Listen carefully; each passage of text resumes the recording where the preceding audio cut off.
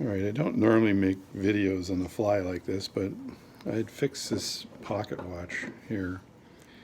This is an Elgin pocket watch. It's a beautiful piece. It's from about 1890, and I did a repair on this pocket watch, and I did a pretty good job repairing it.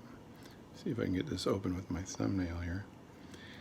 And it's got a nice glass, it's got a nice lid on it here, so it's a beautiful pocket watch. So it's working really well. I've already pulled out the crown on this. And I noticed I'd wind it, and then everything would be good, and then the thing would stop.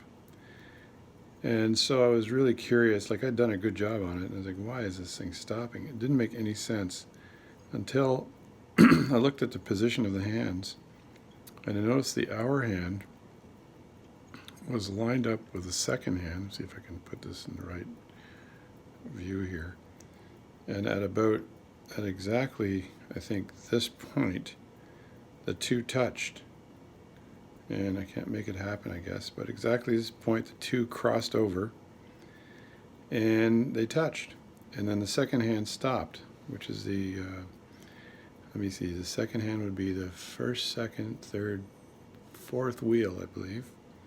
So it stopped. Basically, the hands were touching. And then I looked at it sideways, which is the best way to do it. So I just took it like this, and I looked at the two sets of hands and saw that the tips were touching exactly. And I thought when I put these hands on, they were perfectly leveled. Like at the second hand, actually, the pivot on the second hand is at a slight angle to the face, which makes the pivot hand higher, or the second hand higher on the left hand side and lower on the right hand side. So right now that second hand would be sweeping around. It would be much higher on this side and could possibly touch that hour hand. But I can't lower the second hand anymore because I just can't do it, because if I lower it on the left hand side, when it swings around to the right hand side, it's going to touch the face of the watch. So it is what it is. So now I've got to take this watch and very carefully, with a pair of tweezers, I can go underneath the hour hand and raise it up just a bit, and then test to see if it will go underneath the minute hand. And if that's the case, then I'm good. If it's not, I got to raise the minute hand just a touch, but not too much to touch the glass, right? To touch the crystal on the top.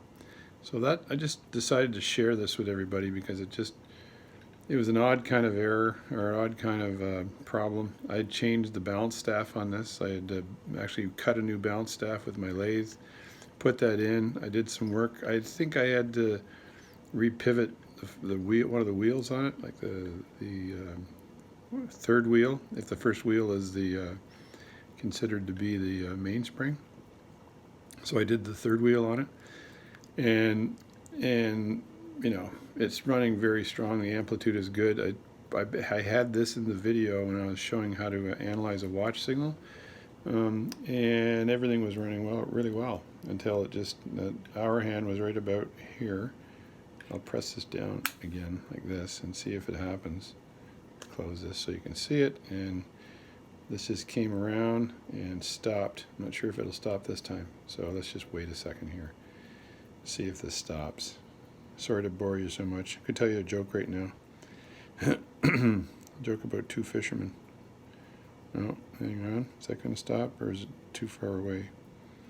No, I think it's too far away. Oh, there you go. So there's the evidence right there.